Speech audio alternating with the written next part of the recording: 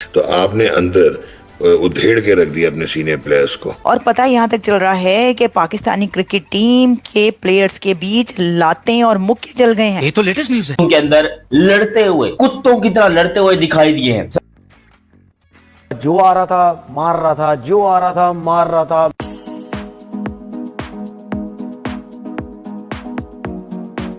Dressing room में लड़ाई हो गई है, फाइटिंग हो गई है, लात मुक्का चला है ड्रेसिंग रूम में प्लेयर्स के दरमियान। शाहीन शाह अफरीदी और सलमान अली आगा जो कि पाकिस्तान टीम के कैप्टन है, उन दोनों में बड़ी ज्यादा बहस हुई है। सर तोड़े इनके, ये जो गधे टीम के अंदर भर्ती किए हो ना। और हारे समझ आती है, गेम है, हार जीत is just a part of a game. एक जीतेगा दूसरा हारेगा, बट फाइट। उसने बोला तूने मैच हराया, इसने बोला तूने हराया, सबने बोला आगा तूने हराया।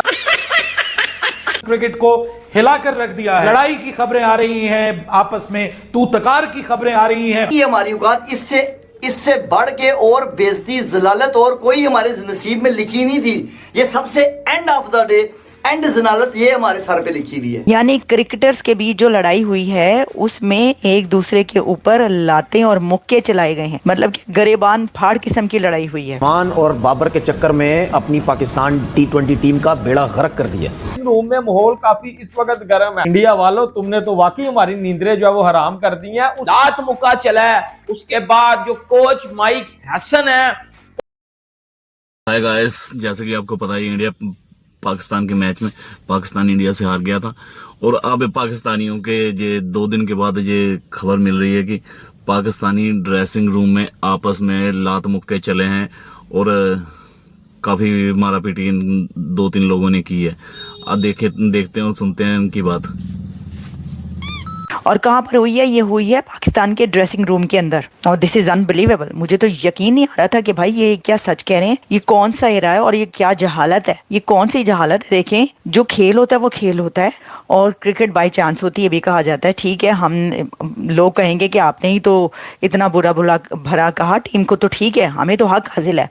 देखिए, जो अवाम होती है वो आपका मैच देखना चाहती है, क्रिकेट देखना चाहती है, और जब आप उनकी उम्मीदों को, आसों को तोड़ देते हैं और इंडिया की टीम उनके सामने एक अनबीटेबल टीम बन जाती है और देखते हैं कि हमारी टीम जो है वो घुटने टेक दिए उसने, तो वो फिर आपको बुरा भला कहती है।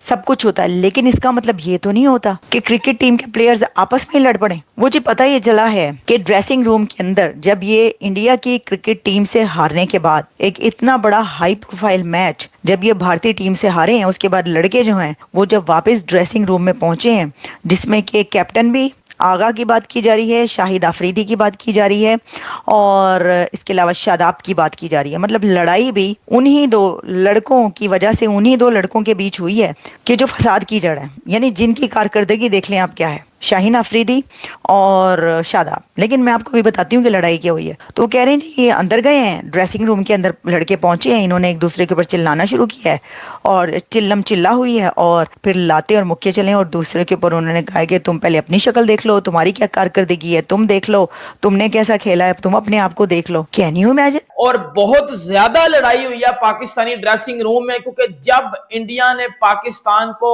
ठोका, जलील किया, आईना दिखाया, औकात दिखाई है जब इंडिया ने, तो उसके बाद पाकिस्तानी ड्रेसिंग रूम में जाके वही हुआ जो कि एक्सपेक्ट किया जा रहा था कि ये बगैरत आपस में ही लड़ के मर जाएंगे, क्योंकि इन्होंने अगली टीम को तो कभी हराना नहीं है। ये आपस में ही लड़ के मर जाएंगे, क्योंकि इनकी शक्लें ऐसी हैं कि इनकी शक्लों पे लानत पड़ी हुई है। बताता हूं आपको पूरी बात, और यकीन करो इतनी मुझे गुस्सा चढ़ रहा है इनके ऊपर, इतना गुस्सा चढ़ रहा है इनके ऊपर। बाबर आजम, आगा सलमान, शाहीन शाह अफरीदी, इब्रार, शादाब और माइक हैसन, ये 6 लोग थे जो कि इस लड़ाई में जो है वो शरीक थे, जो कि इस लड़ाई में शामिल थे। एक तो सबसे जो घनानी बात है ना वो ये हुई है कि मैच हारने के बाद एक टीम मीटिंग हुई है। अच्छा, आप और मैं जितना मर्जी क्रिटिसाइज करें बाहर बैठ के, लेकिन जो टूर्नामेंट अभी खत्म नहीं हुआ, you are still in with a chance, you can still win this competition. तो आपने अंदर उधेड़ के रख दिया अपने सीनियर प्लेयर्स को।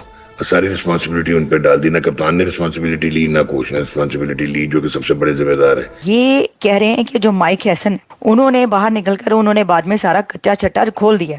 वैसे तो मैं देख रही थी कि इंडियन मीडिया में ये पब्लिश हुआ कि जो बड़े हर्ट थे, जो क्रिकेटर्स थे, पाकिस्तानी क्रिकेटर्स, वो जब ड्रेसिंग रूम के अंदर गए हैं तो बहुत ही हर्ट थे, बड़े ही वो क्या कहते हैं कि बहुत ही एक नाकाम किस्म के वहाँ पे पहुंचे थे प्लेयर्स, और बड़ी नाकामी की सिचुएशन उनको उसका सामना करना पड़ा था। तो वहाँ पे काफ़ी रोना से आपा भी चलता रहा। सही सर, अब कहीं ना कहीं प्लेयर्स की स्ट्रेटजी का इशू तो आया है। कल मोहम्मद यूसुफ साहब ने भी एक बयान दिया, उन्होंने कहा है कि शाहीन आफरीदी, बाबर आजम, शादाब खान, इनका टाइम पूरा हो चुका है। Sir, do you agree with this statement?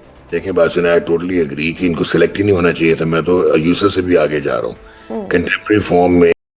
तो गाइस, अगर आप चैनल पे नए हैं हो तो चैनल को लाइक करो और सब्सक्राइब करो। जय हिंद, वंदे मातरम। और आपका विचार क्या है कि ऐसे इनका झगड़ा अच्छा है क्या?